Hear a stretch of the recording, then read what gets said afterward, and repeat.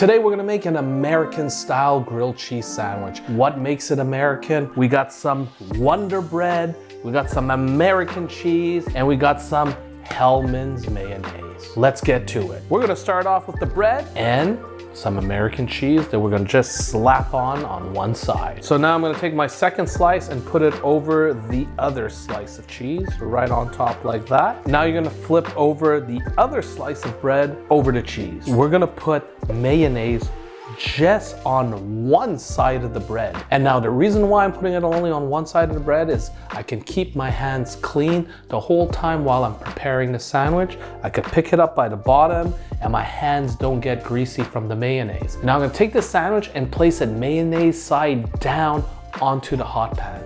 Remember, the trick is low and slow. And now while the bottom side is cooking, I'm gonna place mayonnaise on the top side of the bread. And now I'm gonna put a lid on it. All right, let's have a look-see. I think it's time to flip it. 1, 2, 3. Oh yeah, look at that beautiful golden brown color. Let's have a look. This looks just about ready. And there you have it, a very simple grilled cheese sandwich. Let's take a bite.